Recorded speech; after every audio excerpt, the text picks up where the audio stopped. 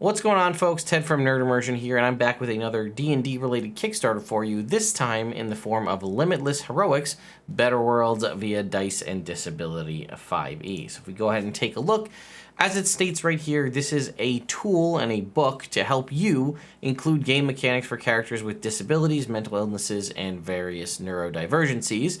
As you can see, there's 29 days left to go, just under $3,000 left to back to meet the goal. There are stretch goals. There are a planned release date of September 2022, so just a few months from now.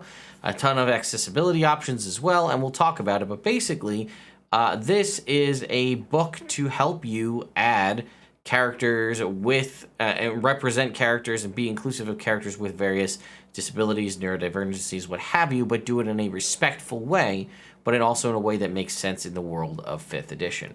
Now, if we scroll down and take a look, there is a video here. I'd say watch it. It'll probably give you a much quicker rundown than I ever could. It's about a minute or so long, so you're not going to lose that much time. But basically, we'll talk about we'll go through it right here, and you'll kind of get the gist of it. So what it's going to say is, you're playing 5th edition, you want to be a hero. In the world of D&D, the world is better for your character having been there. But as it says right here in bold, what if you could make the real world better by playing an RPG? And that we'll talk about that in a second too. So is a comprehensive disability compendium created for, it says it's the most comprehensive disability compendium ever created for a TTRPG. But for 5e, it provides 450 plus symptoms. So game mechanics for nearly every symptom in existence, plus some fantasy symptoms, because that's what you'd expect in a world with magic. With 4 severity degrees and 6 frequencies, with 1 to 6 symptoms per character or more. That's over 64,000 different combinations. And they do have an example here. We can go ahead and click this. This is blindness.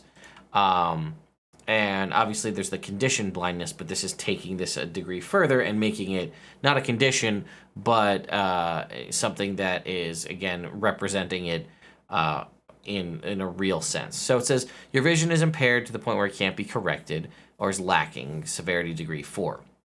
You've learned to navigate the world with little to no reliance on your eyes, depending on other senses. And they do have a link here to Devin Rue's article here about visually impaired and blind characters. But they go on to say, because you've had this condition for a long time, if you can explain to your DM how you're using your other senses to compensate for your blindness, instead of having disadvantage for the blinded condition, you have a -1 per severity degree on sight-related rolls, including combat. But invisibility does not give you disadvantage on a hit, right? Because you're using your other senses to compensate.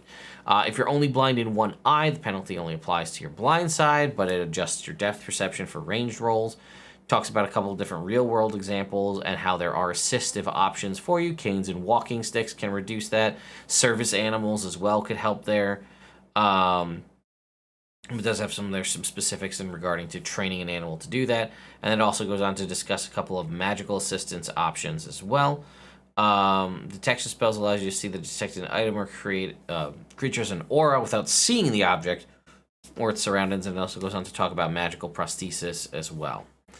So we can continue on from there. There are 78 random tables to choose or generate symptoms, their degree of severity or their frequency. There are 93 new magic items, and there are mundane and magical assistive options as well. They do have an example here, right? The braces of blades. These are leg braces, but they also have the benefit of functioning as a weapon. You can see they're a common magic item. Silvered leg braces function as normal leg braces, but can extend and retract blades from the sides as a free action, allowing you to swing your legs and attack while balancing on crutches, dealing unarmed strike damage of a d6 plus strength mod and slashing damage. A couple of new monster stat blocks, some new spells, a bunch of real-world examples to have folks better learn and represent the symptoms.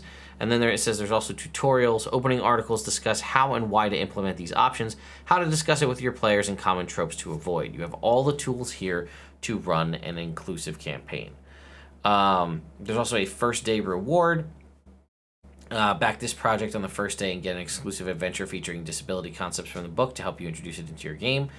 That also goes on to say, We talked to dozens of people with diverse symptoms to make sure our game mechanics represented their experience, and all writers, editors, and artists hired for this book are disabled, neurodivergent, and or have mental or chronic illness. And we'll talk a little bit more about some of the steps taken when we discuss some of the comments that are posted here on the Kickstarter from folks who are asking.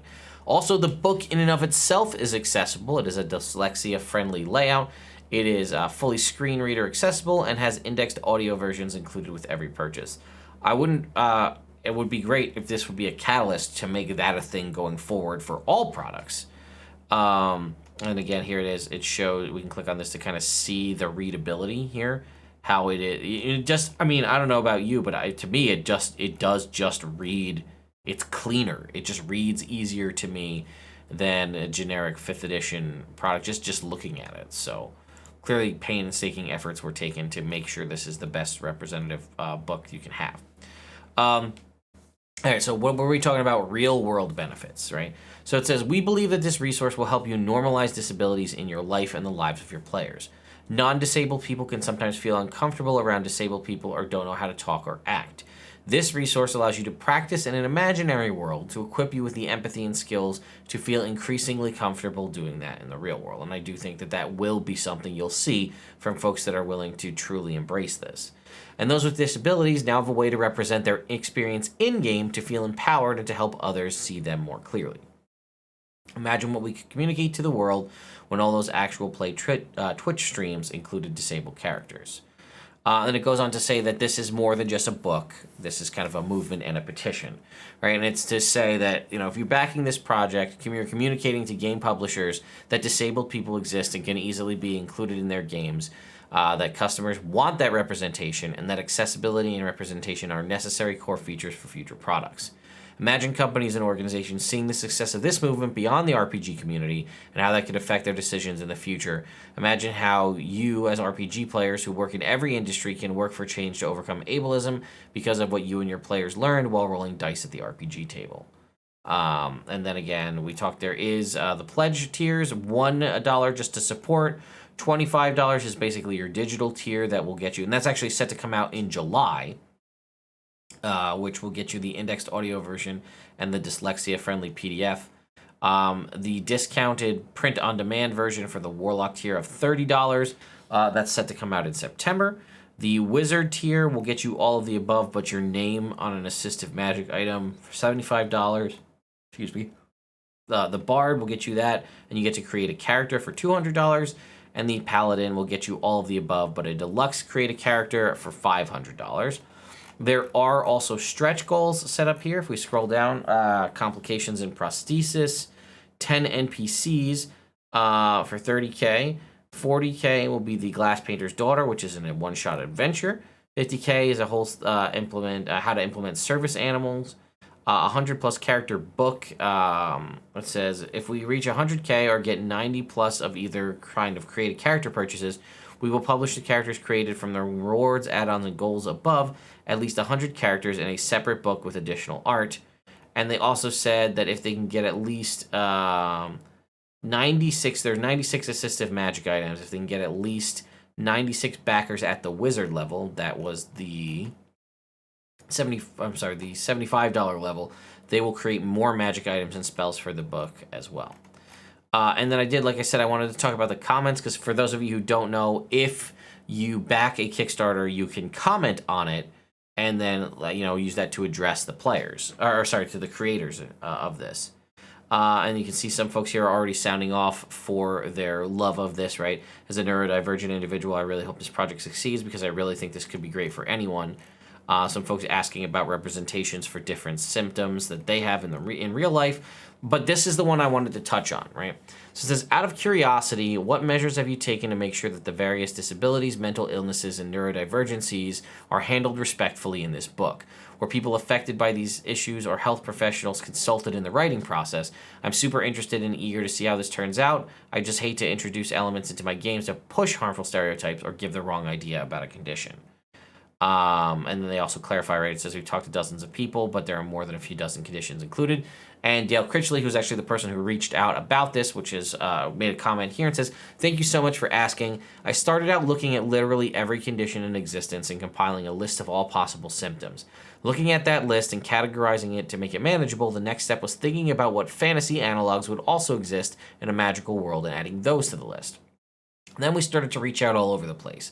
I asked people about their experiences and their rope mechanics based on their descriptions and said, like this, and they'd say, yeah, accept, and then I'd adjust their suggestions / tweaks, or tweak it again and show it back and forth until they said, perfect.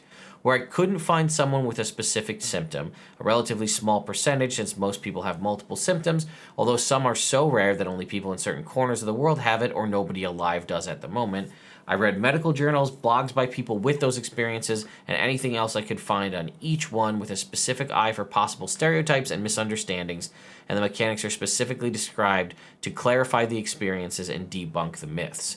Everything also runs past our 2 sensitivity consultants who are highly trained but from different perspectives, but both work full-time in fields that specifically address the harmful stereotypes you're talking about. So they're immersed in precisely all the issues and work full-time with those populations, and where they need to, they can consult with colleagues for clarification. I hope that's helpful. So I think that really goes to show how much effort was taken to make sure that this is, well, not only being an inclusive resource to allow you to add these different kinds of things into your game for representation purposes, to expand your world and make it feel more real, but it was also done in a way with a lot of care taken, because this is, frankly, a touchy subject, right? If you're going to do something like this, you need to make sure you're doing the work to make sure things that are included are representative of whatever the symptoms are, but done so in a respectful way to not, again, as was mentioned, push harmful stereotypes or get the wrong idea about a given condition. And I do legitimately believe that has been done by the team from Wormworks, as well as Dale, the creator of this particular one. So I would say, take a look. There's a link at the top of the video description as well as a pinned comment where you can go ahead and head over to the Kickstarter and back this if you wish. Again, it's only $22 or $25 to get a digital version, which is set to launch in 6 months from now. Again, if you'd like to have the print version, you'll have to wait a little bit longer. But I think, like I said, it speaks a lot of volumes that even just the comments we've seen so far are people very much excited for this. And I think it is a good cause. I do think it will have and bring those conversations. While for some folks they may be uncomfortable, it will allow folks to have that conversation and build that empathy for people in a real world while doing it in a fantasy world. And I do think if it does well, which I hope it does, and I hope it gets seen by the folks aside of just myself who can really elevate this. I mean, I'm doing my part to push this out to everyone to let them know what's going on. But if this could get up to someone that can really has even more pull and push than I have to get this out and have it be well known, I think this could go really well and would do a good service in making people aware, hey, this is the thing. We want more of this, and we want to show you that by backing this product. So anyway, folks, thank you all so much for watching. Check again for the links in the description, and we'll see you all next time.